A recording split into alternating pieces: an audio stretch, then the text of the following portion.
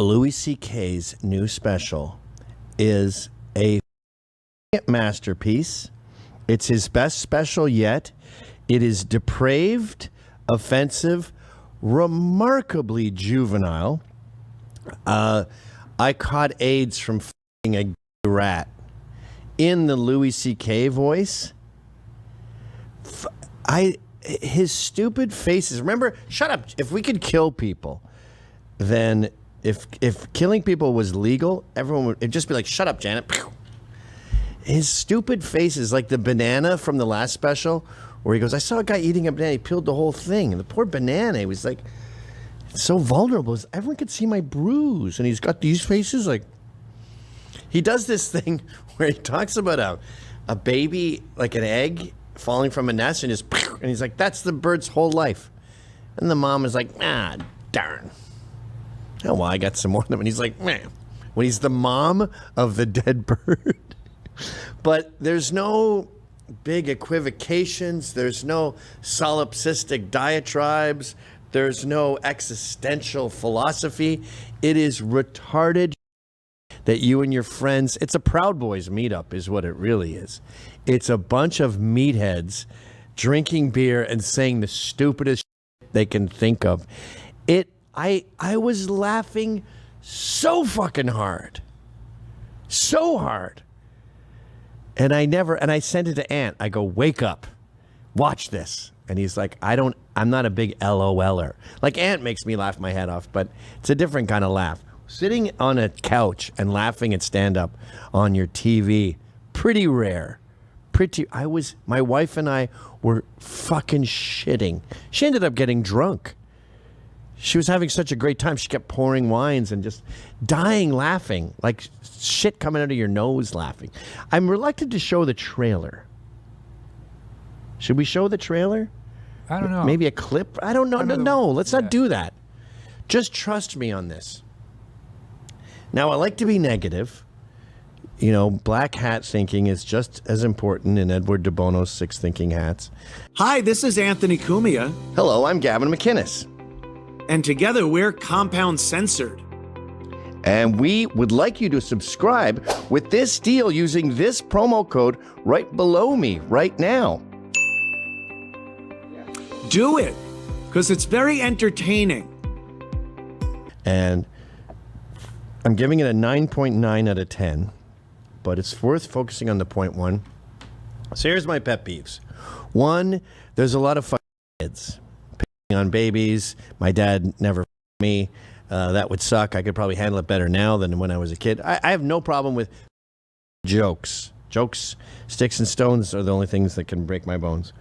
However, and we talked about this with SNL, if you're going to be doing kid fucking jokes, you're now in the Gigi Allen echelon of comedy. So now I need some and some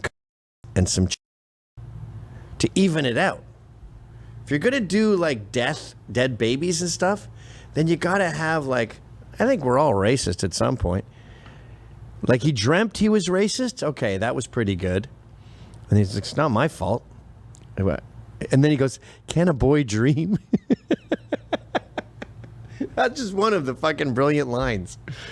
I dreamt I was racist. It's not my fault. You can't get mad at me. But can a boy dream? Every fucking line was like funny on 3 levels. So the problem with just being offensive about kids is you end up being the show.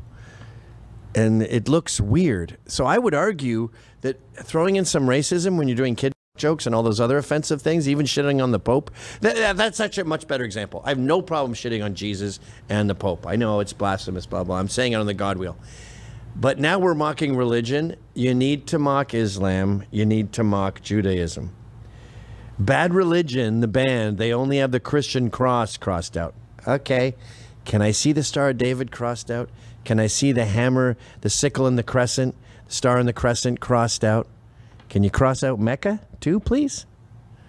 And they don't because they're too fucking scared. Like Penn and Teller, Penn Jillette admitted when he wrote his book about why he loves atheism, he purposely and purposefully didn't go near Islam because he was too scared. So that is a slightly negative thing. I can say about it. And then my other minor pet peeve was airport jokes. Comedians are in airports way more than anyone else, and they've got nothing but free time. Sometimes they get there because of scheduling. They get there like 3 hours early. So it's when they do a lot of their writing. And that means there's a lot of overlap.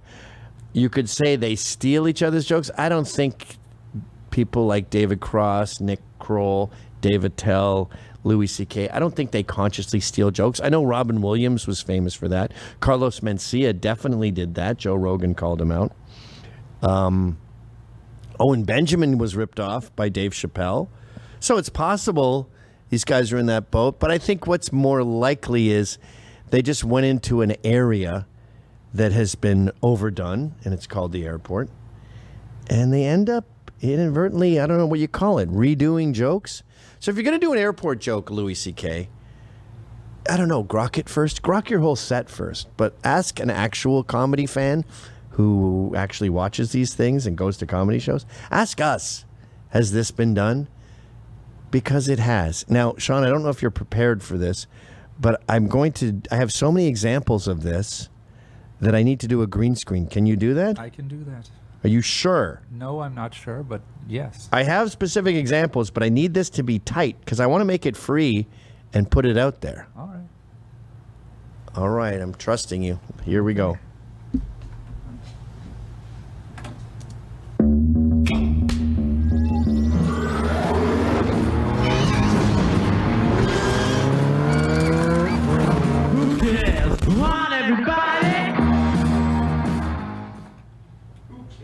Come on, everybody.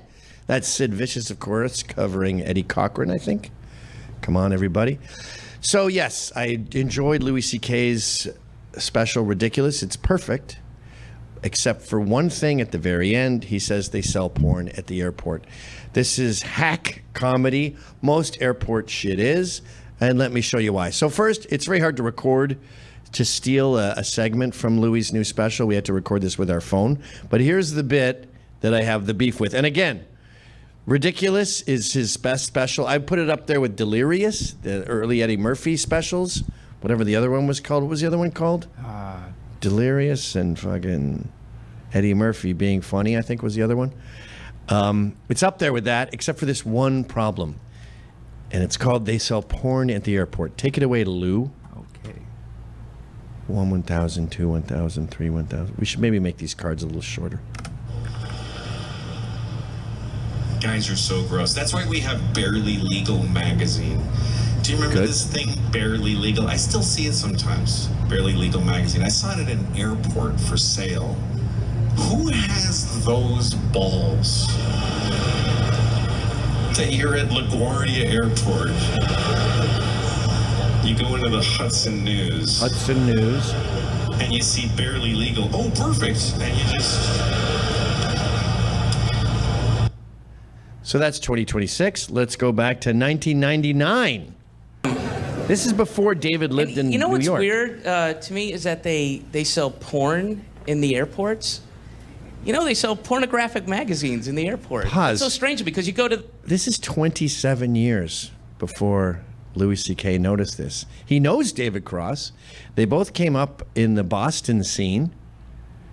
How did you not know about this? How am I more of an expert on your material than you? Go ahead. You know, little magazine shops, and, you know, they only carry so many magazines. And, you know, I've never seen anybody purchase them, but, you know, apparently people are. They wouldn't carry them just for aesthetic purposes. They're not trying to impress people with their porn collection, you know? So it's just a matter of economics. People are buying them, but I... Okay, so they're buying. He didn't say Hudson News. And then here's Nick Kroll. So 12 years after David Cross made that observation, and he was definitely the first to mention porn being available at the airport. 12 years later, and whatever it is, 16 years before today, Nick Kroll also noticed this. Now, when you talk about someone on the plane buying porn or at the airport buying porn, obviously the next step is the concept of this guy on a flight looking at porn. He could be getting off the flight, by the way, and heading back to his hotel room, and it's before there was porn on your computer. I mean, this bit was first mentioned in 1999. So porn wasn't that easy to come by even on the internet. Go ahead. Then you sit in the center seat to Cincinnati, like, wow, she's so young, that's crazy. Can I get a ginger ale? Thank you very much. Wow. His delivery's so good. Her anus is like a pencil point. Can I get a ginger ale? Her anus is like a pencil point. That whole special is that good. So let's go back, of course, to David Cross in 99. Also continuing the bit into the same place, which is an airplane seat. Coming up. Hope nobody's sitting next to me on the flight. They are in for a rude awakening. Because I'm going to be spanking it. Okay, and then Nick Kroll has to take the joke to the same place in 2011. 1999, 2011, 2020. That big, juicy booty. So the problem with airport humor, too, is obviously you're going to be repeating yourself if you're talking about pornos at the airport. And I'm not even sure that that's so crazy. They could be buying them on the way home. When they're going to a hotel when they land, they're going to beat off there. I don't think they're still there. I mean, David Cross noticed this in 99. I'm not sure the airports that Louis C.K. is talking about in 2026. But here's another reason why you should stay away from airport humor, guys. Here's David Tell in 2000 noticing they sell suitcases at the airport. Now, comedians in general are economically illiterate. They never started their own business. All they do is drive around and mock people and tell people that their lives suck and they're unmarried and childless and they live in a Honda Civic. There's a couple like Dave and Nick and Louie who made money. The other 95% are losers.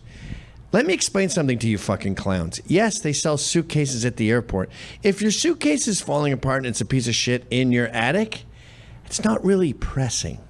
But if you're wheeling your carry-on through the airport and the wheels fall off, what do? You trash it and you buy a new one. That's why luggage is for sale at the airport. It's called supply and demand. If you see a store at an airport or a thing for sale regularly, assume you're wrong for thinking there's not a market there. There is a market there, and it's totally logical. Anyway, I'm off on a tangent. My point here is that this joke is not only stupid and illogical, but it's been done to death. You know, they got a luggage store in the airport, a place to buy a piece of luggage. How late do you have to be for a flight? Where you're like, fuck it, just grab a pile of shit. We'll get a bag at the airport. Exact same joke coming up 16 years later. And, you know, when I was in Atlanta, I noticed, if anybody's been to the airport in Atlanta, you can back me up. I had the pleasure of the treat of being at the Atlanta airport. But they have a luggage store, a TUMI, T-U-M-I luggage store inside the airport.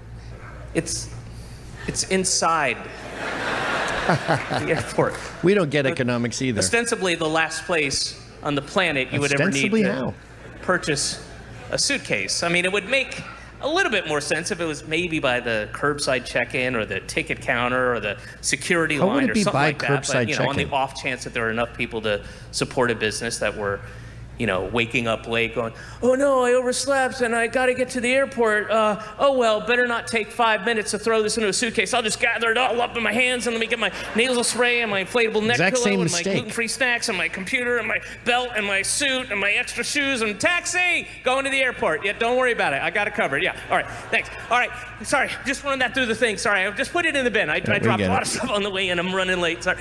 What's that? Because I'm going to get a suitcase on the inside. Yeah, because they sell them on the inside, asshole. What the fuck is with this guy? Nick Kroll also made this retarded observation. Again, my hypothesis stands solid.